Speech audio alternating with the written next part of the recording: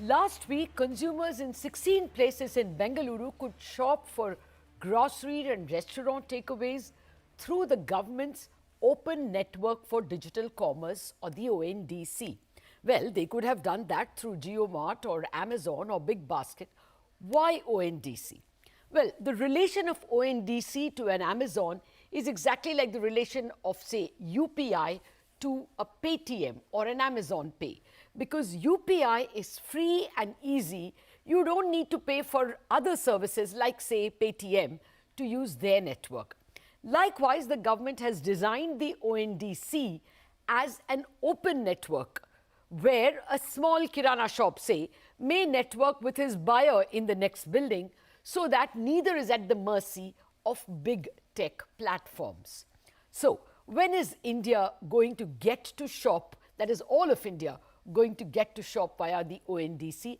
I have with me the person who's actually implementing it, T Koshy, the CEO of ONDC, Suresh Sethi, Managing Director and CEO of Protean e-government technologies, and Sanjeev Kumar, co-founder and CEO of Spice Money. Gentlemen, thank you very much for joining us. Well, first up, Mr. Koshy, if you can give us some numbers. It's a week since you are live in Bangalore in 16 places. How many transactions have been done? What's the total value?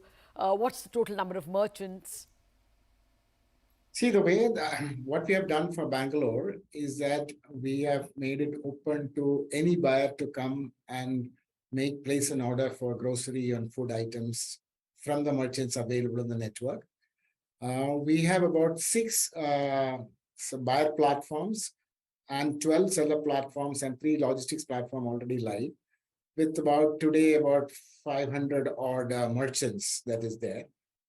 And we have now announced to the public, and gradually, to be very honest, on a day probably about 100 plus transactions are taking place, some days more, and then people are just trying to figure out. The whole idea of this beta testing is enable people to come and test it out and give us feedback on what are the challenges that is being faced.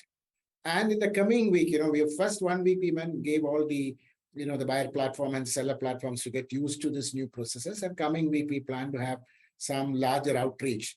And with that, we expect the numbers to sort of go on more and more together. Okay. Let me get Sanjeev Kumar in. Sanjeev Kumar, your Spice Money is, I guess, involved as a partner in ONDC. Have you all encountered any glitches? Has it been as smooth as it would be if you were, financing some other platform? So, hi, Lata. So, Lata, we are right now we are a buyer app integrated with ONDC, and it's early days. Users our network has started to use the app and the platform. We're getting orders, but again, like I tell you, like I'm saying, that this is too early days. This is just more about testing. People are discovering the platform, and the categories are only 2 right now: groceries and F&B. So I think this is only going to pick up with time. As and when more people get used to it, more people start to test this more and more. So that's our experience today. But I think the experience of onboarding with ONDC as a buyer app has been phenomenal, very proactive and very forthcoming. So we've had some really good experiences so far. Mr. Koshy, let me come back to you. Did you encounter any glitches? Were these 100 transactions smooth? See, if you look at the transaction has 2 parts. One is the technology part, other is the process part. Technology part's been going pretty smooth, working as expected. And in the process side, like as you would have appreciated, Lata, it's like different merchants, big and small. And they're all getting used to the idea of responding. In fact, many, at least 20-30% of these merchants have never done online transaction at all. So it's about, and there again, as Sanjeev pointed out, the number of transactions for a merchant is only few in a day because it's just starting. So they have to get used to the idea of responding fast, to make sure that fulfillment happens as committed by them and so on and so forth. It's essentially creating a discipline of responding fast is the kind of challenges that we are facing. So we know that we are helping to the merchants, etc., to build up good checklist and respond. So these merchants have hitherto not been selling on any Big Basket or Amazon. This is the first time they are on a platform. Many 30-40% of them are like that. Some of them have done some kind of transactions in a limited fashion. Okay. So we are getting used to. So we are giving them the checklist. We are also processing, educating them. Okay. So this is the journey that we'll have to go through together. So when do you expect you will be able to cover Bangalore itself? No, what we plan to do is see, as we explained to you, we're given grocery and food, which are essentially hyper local. Which means more and more merchants have to be there. You can order food from Chandigarh and get it delivered in there. So we are actively working with the various seller platforms. As of today, we have 12 seller platforms. Another 18 of them are advanced stages of integration. For example, let's say that when somebody like, with a large number of sellers come on board, suddenly you will see more and more places getting visible. Okay. And we are also adding more domains. Today we have grocery and food, and we are also adding fashion, home decor, beauty products, electronics, and so on and so forth. You'll see in the next couple of months all of them getting out. Oh, got that. Okay, Suresh, Sethi, you have kind of been there, done that. You have been with open platforms like the NSDL, etc. The big problem I would have as a consumer is, whom do I blame? I mean, who takes my complaints? For instance, in Amazon or Jio, I have shopped crazily and returned goods like almost 60% of the time, and it's taken. I'm not, there is a call center. I actually haven't used them. Here, whom would you blame? Whom would I go to? So I think, Lata, ultimately what you're driving towards is you need to have very strong network policies. So as the market participants, as we call them, the buyers and the sellers, when they are engaging with an open network like this, which is not platform centric in nature, so you don't have a platform owner end to end where the buyers and sellers are sitting on the same application, a strong governance has to be enabled, which means that on one side, the sellers enter into some very clearly and well-defined agreements with the network. Likewise, the buyer applications need to enter into very well-defined agreements. And largely the play would be also ensuring that there is technology and digital at play to enable the underlying ecosystem of very clearly showing the state of the orders, the delivery, the payment and settlements processes have to be embedded in that. And likewise, the current infrastructure of returns if you don't find the goods in order, if you want to do refunds, the chargeback mechanisms. So a lot of the current capabilities which are existing out there in overall systems and ecosystems, they are being embedded and brought into the ONDC ecosystem. And I think that is clearly an area of focus. And as you rightly said, it is important. It's not just about blame. It is also about building the trust into the ecosystem and to be sure that when I'm doing a transaction, I'm reasonably covered and I'm doing a safe and secure transaction. And that plays at the heart of it. Mr. Koshy, how does it work? The same question. Whom do I complain to? How do you ensure that goods will be refunded when returned and funded without any leakages when a transaction goes through?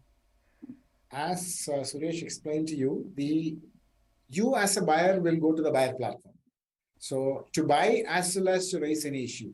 So the buyer platform also provides for the buyers to raise any issues, whether it is returned, whether it's clarification, and so on and so forth. And the way system is designed, it will immediately will move this request or clarification to the seller platform digitally, because that's how the whole thing is architectured. And the seller, when he gets a response, then he has all the compulsion to respond and take action, because today, the only thing that is sustainable for the seller is the kind of service that he can give. And the network-wide reputation that we are going to, we have already instituted, and it will be published soon once you have some transactions that are coming, will ensure that if he doesn't behave the way that is expected, it will be a big challenge. So without going too much into detail, let me just highlight one point, that we have actually developed a very detailed documentation on the whole process of building trust in the network. And that has been published for public consultation in our website last week. And many people have started going through and giving it feedback. And you're all open to do that. And as of now, the whole checks and balances that has been explained in this consultative paper has been very well acknowledged by the people in the industry and the users. Okay, no, but what is the short answer? If I return a good, is ONDC responsible for ensuring that my money is funded back? Is the particular platform through which I am going responsible? Who is the call center who picks up? The call center who picks up is your buyer application, because you cannot be one central sitting on solving the whole problem from the country. The way it is designed, each buyer application is the entity which is responsible for responding to any issues raised by the buyer, and who in turn will give it to the relevant seller or logistics provider and so on and so forth. Okay. So in that case, would it be that the Amazons and the Geos and the,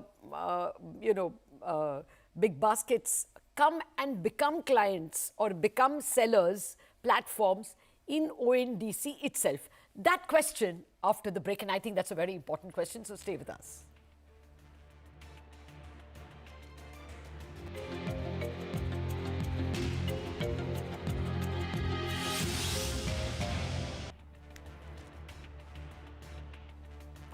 The ONDC, the government-owned open network for digital commerce, has almost gone live in Bangalore in about 16 places. They're calling it beta testing. And I've been talking to T Koshy of ONDC itself, Suresh Sethi of Protean, EGOV Technologies, and Sanjeev Kumar of Spice Money, who are all in a way involved with this process. Gentlemen, thank you for your patience. Mr. Koshy, the big question I asked before the break, and I'm posing to you, if each platform is responsible for ensuring that goods are, funded back when a buyer returns it, do you see an Amazon or a Jio or a Flipkart or any of these guys becoming platforms in ONDC? Your question is about the existing e-marketplaces. And all of them have publicly acknowledged that they have all the serious intention to be a part of the story. It is not just a good intention, but it's also a compulsion that will come to them because of the way the business will evolve. As of now, the Amazon, you would have seen the public announcement that they will join, but they have not started integrating. Same is with the Flipkart. In the case of Flipkart, their e-card, which is their logistics arm, has already completed integration. And Snapdeal is already the smallest of the big ones have already completed, and in the next week or 10 days, they will also be going live. And same case with Reliance, their logistics platform are the first one who have come in, and they have also expressed their willingness and interest to be a part of this network in the near future. Okay. There are too many questions coming in, so let me get the most important one out. Mr. Sanjeev Kumar, since you handle a lot of rural fintech customers, how much are you able to pierce the possible illiteracy, financial illiteracy and digital illiteracy? Or rather, let me put it, want of adequate financial and digital literacy. Do you see a Kirana store guy in a rural area being able to come in, or say a sari weaver or a basket maker? So Lata, that's a big opportunity that we are seeing. So let me tell you, today we have onboarded 1 million entrepreneurs who are merchants, right? Who are merchants in these villages and blocks, who solve the problem of basic access to financial services and digital services. And let me tell you, 2/3 of them are below the age of 30, and they're all digital savvy. They have a smartphone and they use our app, right? And our own experience tells us that there is so much of this youth entrepreneurship that is driving rural India, right? And these are the people who are going to adopt to this. They've already adopted to what we are doing, solving the problem of access to banking and financial services, and they're going to do the same for commerce. And that is what we are keen to, be part. How do we play a role here in how can we democratize commerce, primarily in rural India, on both the buyer side and the seller side. Have you handheld any of them into ONDC itself, or to any of the other platforms? So Lata, we've not, like we said, this has gone live only in Bangalore in 16 pin code locations today, right? But the opportunity that we are seeing is deep rural, and that is what we want to go. So once we enter those locations, we will do this. We will handhold these merchants onto both the buyer and the seller app. Okay. Okay. Well, Mr. Sethi, if you can guide me, there will be viewers who would be interested in knowing. I have a Kirana store next door. I want to help that person to get on to ONDC. Will you, who are the companies who will help him with an app or with a hand holding?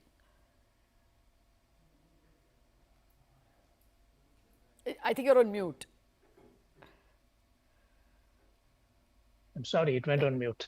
So, as you rightly called out, there's digital literacy, financial literacy, there is assisted play out there. So there are quite a few layers to the enablement that we are talking about over here. Technology being definitely one of them, but not the only one. So when we look at it, you talk about your neighborhood Kirana store and they want to come on board. There's the entire aspect of understanding where are they in their digital journey. It could be somebody who's never been part of the digital ecosystem. So you need to enable them to that extent. And that is where as technology companies, as technology service providers, the TSP comes into play. Similarly, as you heard Sanjeev mention, there's an assisted play in enabling them, in helping them to come on board and in training them to use this system. How do you do your catalog management? How do you build your inventory? How do you enter information about your shop goods into the digital system to be able to be discovered at the other end? So there are multiple players, as we see, who are playing out there, who are creating this enablement journey for the neighborhood Kirana store.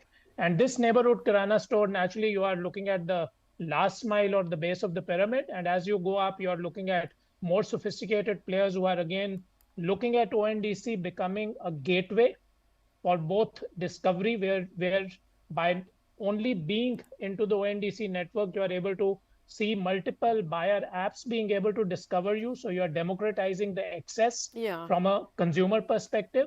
And likewise, for a consumer, multiple players coming in will democratize the ability to discover different merchants across the ecosystem. I got that. I'm just wondering that as and when ONDC comes to my town, Mumbai, my city, what should I tell my Kirana fellow? Whom should he go to? Mr. Koshy. There are already about 12 seller aggregators. Many of them are focusing on Kirana stores. For example, I'll just give you one or two examples. It's not anyway endorsing any particular person. For example, there's a company called Go Frugal. Okay, they have been a POS supplier for the small Kirana stores, small and big Kirana stores, small and medium enterprises. And what they've done is they have now made it NDC compliant. So they are one of the entities who have brought about 30-40% of the various merchants, Kirana stores already which are there. Similarly, when it comes to food products, there is a startup called Growth Falcon who is working with another POS supplier called Pet Puja. Together, they are building many of the stores. So there are already many seller aggregators whose lists are available in our system. Website. Got it. But I went through your website, Mr. Koshy. How will it look? Now, when I go to an Amazon or a JioMart, there is a box where I search for the products I want. So in your case, there are going to be many platforms. So how will the page look? This is something which everybody in my office wants to know. Will you give us many platforms? Will you give us many locations within each platform? So first and foremost, Lata, please understand that VR is not a platform. Okay. Yeah. But anyway, for convenience sake, we have given the link of all the various buyer platforms. You can just go there and click at that tab. Okay. For example, Paytm may have a certain buyer interface that people are currently used to. My store may have something different. Spice Money has their own way of giving access. So each of those buyer applications, based on the kind of clientele they're dealing, they're developing their own preferences. Lata, I will also send you the link of all 5-6 of them which are currently available, so you can play around and see how it works. Fair enough, fair enough. Mr. Sanjeev Kumar, the point comes back to me that a lot of why rural India, even urban India, does not have electricity, internet connection. Wouldn't all this, the low-hanging fruit has been captured by the big tech? Do you see the extension being an issue because of these infrastructure issues? So, Lata, I think it's very different, and I don't agree with this, because when we've been doing this business for the last 3 years, and this network serves about 25 million consumers every month on our platform, Lata. And I'll tell you, in remote parts of the country today, the infrastructure problem is not the way we sitting here in Bombay and Delhi believe. There is electricity, there is a connection, there is Wi-Fi which is working, thanks to Jio. So there is a lot of infrastructure change, and that is the reason why all of this is possible today, Lata. And hence, in my mind, and the way we've been experiencing rural India, this is a huge opportunity for us, given the way from an infrastructure where we are sitting as a country today. So we believe that this can be genuinely extended to rural India, and I think that's the opportunity. No, I take your point. Our phones work everywhere. I'm not saying electricity and internet is not available. I'm only saying the reliability, is not there, and the culture is definitely not there. I don't know about Mumbai. I have not encountered this problem, nor have I encountered it in Bangalore to a large extent. But in outside cities, even when you take the cab aggregators, you go to the airport, they tell you, give me a little more because I may not get a client way back. The culture of keeping to the word or the contract is not very widespread. I mean, so there are human infrastructure issues and there are infrastructure issues. Okay, Mr. Koshy, just give us a broad idea. How will things look on 31st December this year and 31st December next year? What may be the coverage? No, by 31st December, what we will see that it will be, we will have at least 4 or 5 new domains getting added, and few hundreds of seller application, few thousands of merchants already coming live, all sort of trying to push their new idea. And the network effect will start building up, and by next year, this year, we believe that you will start, the hockey stick impact shaping up, and a significant large number of transactions and merchants and consumers coming on board is something that we're expecting. Especially if you look at just adding, one more justification of why this confidence is coming. Most of the large banks, fintechs, and telcos have now seen this an opportunity to be participating in digital commerce because they don't have to worry about getting all the sellers. So all of them are coming into as buyer platform. And now when they come as buyer platform, they are not going to be just making it just for this fun sake. So they are going to take a very active outreach to ensure that their consumer base is benefiting from this broad network. So we expect this kind of push happening on the buyer side. And on the seller side, we are also been working with NABARD, with SIDBI, and with MSME and various state governments to actually educate and enable the small and medium enterprises to take advantage of the digital, the marketplace. So we believe that like we have seen in the case of UPI or the way we saw in Aadhaar, in 1 or 2 years' time, you would see the kind of adoption that is exploding through the roof. If you remember, Lata, you had the same question when we started UPI 4 or 5 years ago. And we believe that you would see something that is happening at a more accelerated pace because the kind of entities who are going to be actively participating, whether to help the sellers or to buyers, are going to be more broad-based and more committed, and they see more possibilities. I take your point entirely. I remember in 2013 when we were extolling the virtues of payment banks, somebody told us, what makes you think that they will succeed? There is something called UPI coming, and we never in our wildest dreams thought that payment over UPI or with assisted apps like a Google Pay is going to be so easy. So that is why the expectations from ONDC are very high, and from what you are telling us, it looks like you all are about to deliver. We have many more questions, and we will have many more such sessions. Mr. Koshy, Suresh, Sethi, and Sanjeev Kumar, thank you very much for whetting our appetite to know more about ONDC and to buy from ONDC sometime soon.